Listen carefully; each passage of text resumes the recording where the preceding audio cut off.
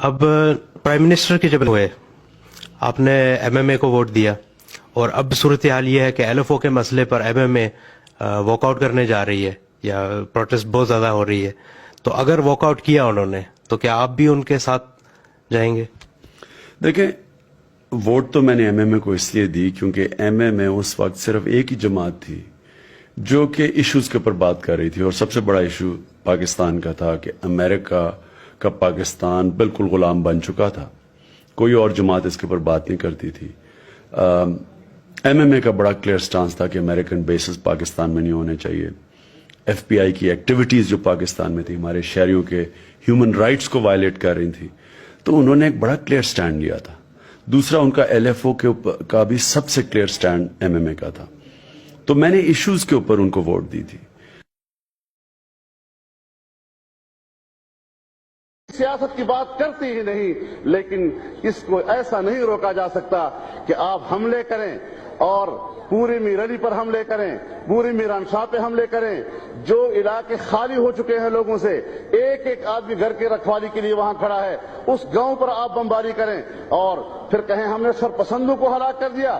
2 اور 3 سال کے بچے اس میں شہید ہوئے، وہ بھی سرپسندوں کی لسٹ میں. خواتین شہید ہوئی ہیں، وہ بھی سرپسندوں کی لسٹ میں آ گئی.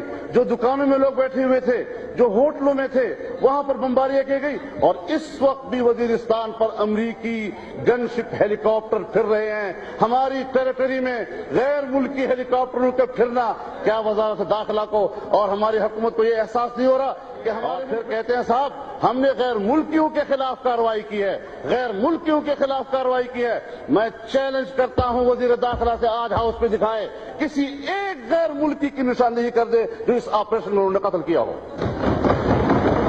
کیا باتیں کی جا رہی ہیں؟ عوام کو قتل کیا جا رہا ہے اور ہم شرپسندوں کے خلاف لڑ رہے ہیں. عوام کو قتل کیا جا رہا ہے اور ہم غیر ملکیوں کے خلاف. یہ وہی جنگ ہے جناب والا جس طرح امریکہ کہتا ہے کہ میری مسلمانوں سے لڑائی نہیں ہے، ہم صرف دہشت گردوں سے جنگ لڑنا چاہتے ہیں ہم. اور اس بنیاد پر وہ اپنی جنگ کو جواز فراہم کر رہے ہیں. اسی کی نقادی کرتے ہوئے حکومت پاکستان کہتی ہے ہم تو شرپسندوں کے خلاف جنگ لڑ رہے ہیں. بلوچستان میں جنگ لڑ رہے ہیں، شرپسندوں کے خلاف جنگ لڑ رہے ہیں، سرداروں کے خلاف جنگ لڑ رہے ہیں.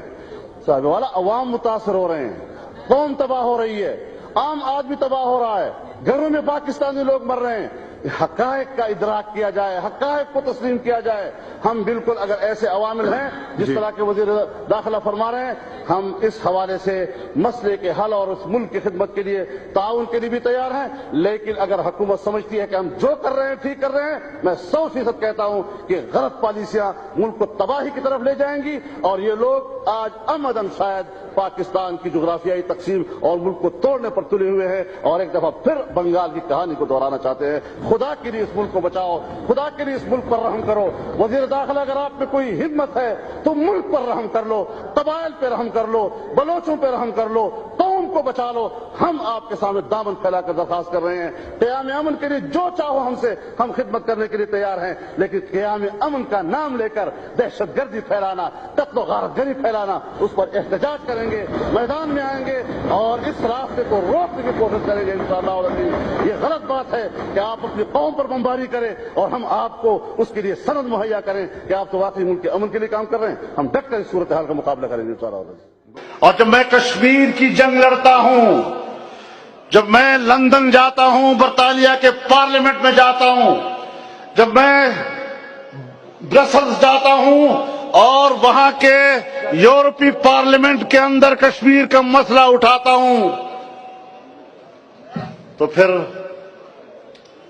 ہمارے ملک کے کچھ اللہ ان کو ہدایت دے، وہ ہماری کردار کشی میں مصروف ہو جاتے ہیں.